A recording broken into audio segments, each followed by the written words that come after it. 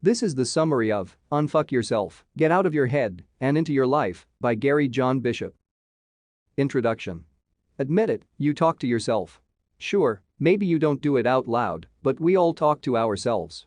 In fact, we have over 50,000 thoughts a day. And most of those aren't deep important musings, they're the little annoying inner monologues that dog us throughout our waking hours. Studies show that this negative inner voice makes you unproductive, stressed, and afraid to step out of your comfort zone. But there are 7 personal assertions you can use in your life to foster real change. 1. I am willing. You won't make a change until you're willing to do it. 2. I am wired to win. Your brain is wired to win at whatever game you're playing, so choose the game you want to play. 3. I got this. If you step back to gain some perspective, you'll see that you can deal with your problems because you have a long history of it and you have no other choice. 4. I embrace the uncertainty. Fear of the unknown keeps you from trying, but not trying is the worst choice you can make. 5. I am not my thoughts, I am what I do. Your self-doubt does not define you, rather, the actions you take make you who you are. 6.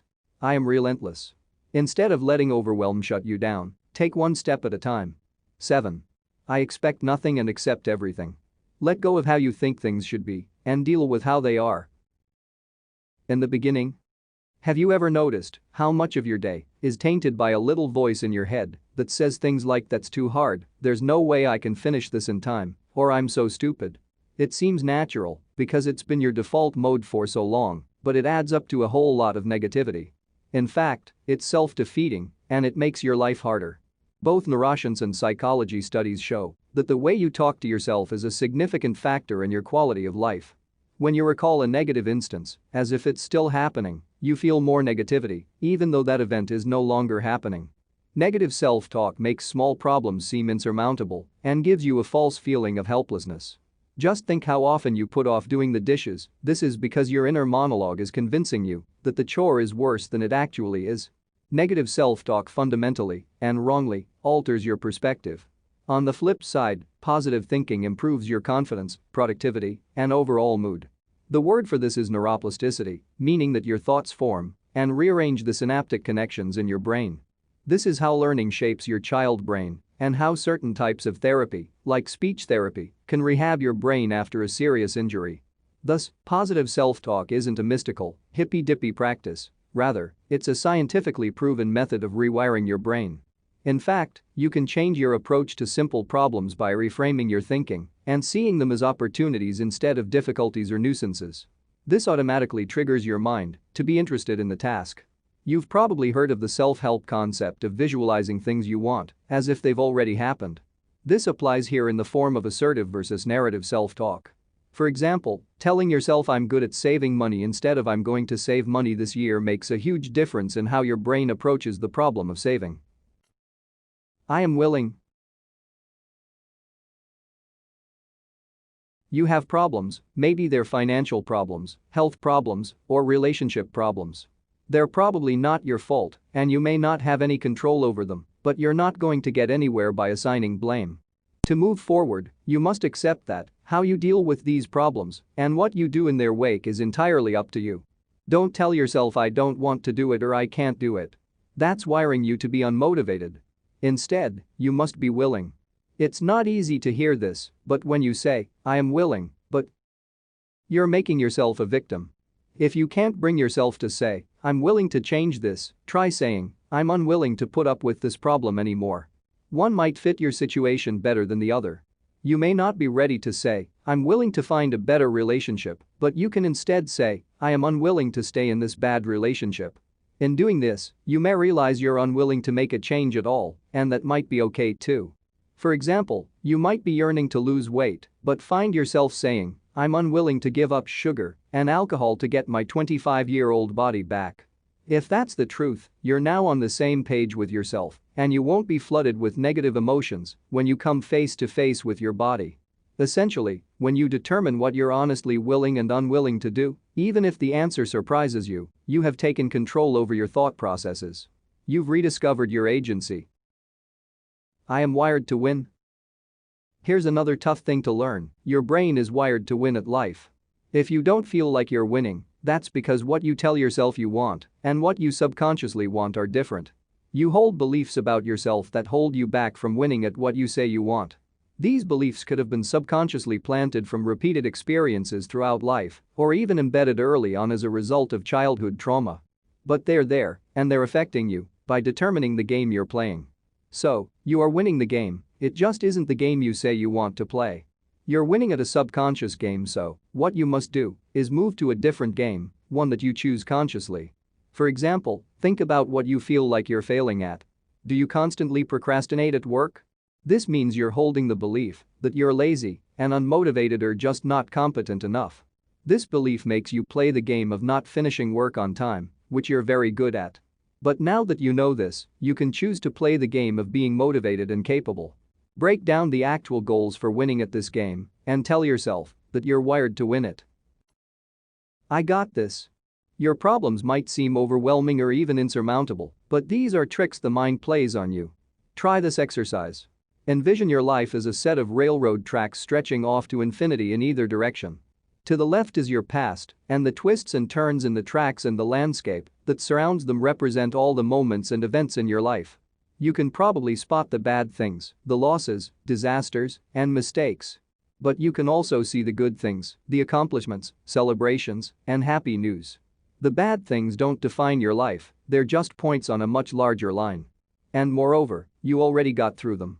Now look to your right, where the tracks stretch off into your future. You can tell there are going to be bumps in the road, but you know you can get over them because you've already gotten over bumps in your life. Tell yourself, I got this. You know you've got this because you've already made it through so much. I embrace the uncertainty. In the days when humans were constantly on the lookout for a cheetah attack, your biological aversion to uncertainty was a good thing. But for the average citizen of the Western world, you don't have to be so afraid of uncertainty, yet you let it keep you from taking chances, trying new things, and getting out of your comfort zone. Let's say that you're unhappy with your current job, but you're afraid to look for a new one. Or maybe you want to make friends, but you don't strike up a conversation with the next person you see at the coffee shop.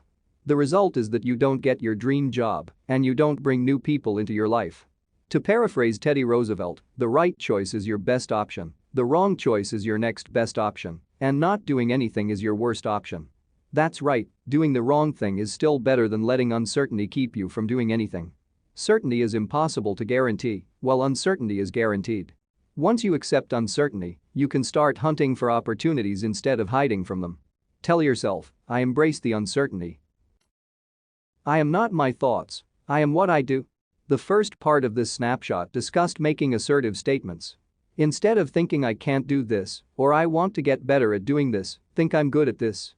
This doesn't make you good at something, it doesn't make you lose weight or make you an overnight financial success.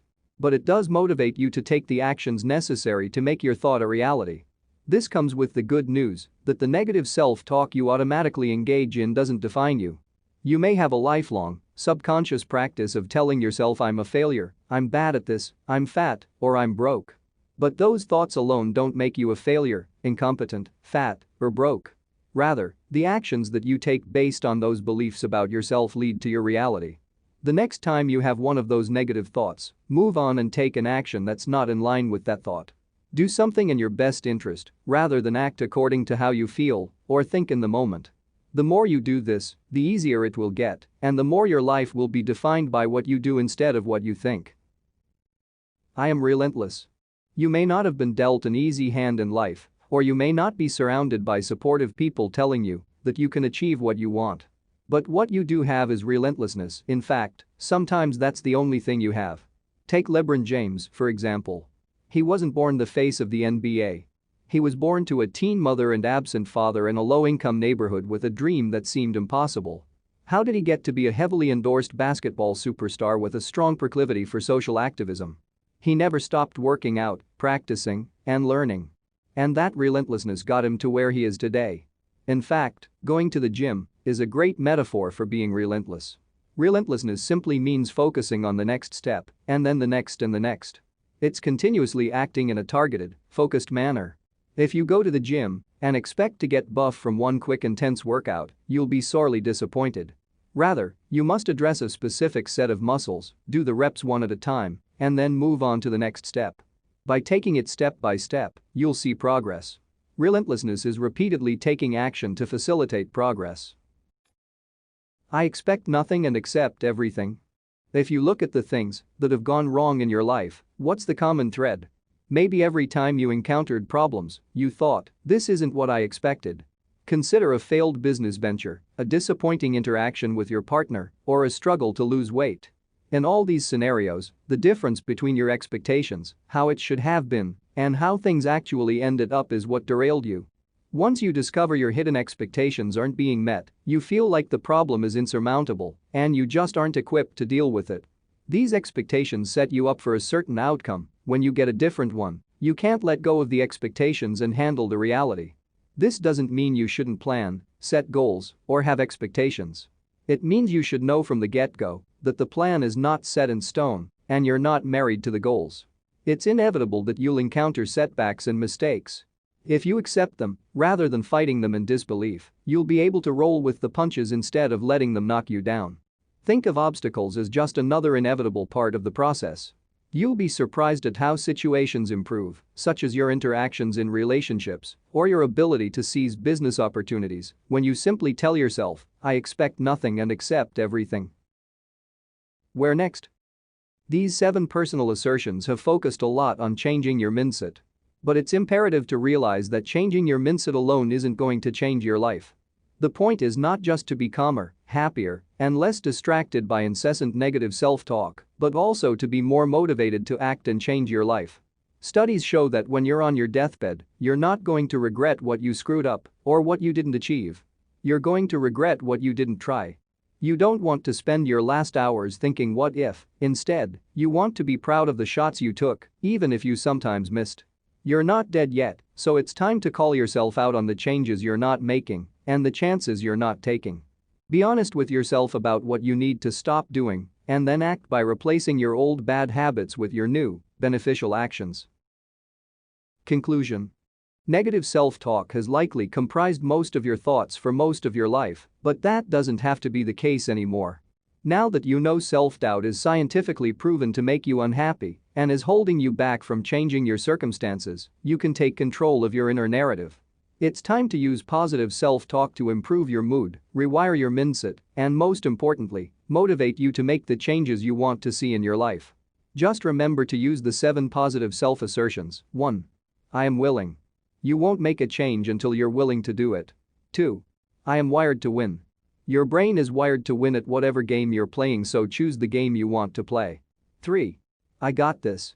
If you step back to gain some perspective, you'll see that you can deal with your problems because you have a long history of it and you have no other choice. 4. I embrace the uncertainty. Fear of the unknown keeps you from trying, but not trying is the worst choice you can make. 5. I am not my thoughts, I am what I do. Your self-doubt does not define you. Rather, the actions you take make you who you are. 6. I am relentless. Instead of letting overwhelm shut you down, take one step at a time. 7. I expect nothing and accept everything. Let go of how you think things should be and deal with how they are.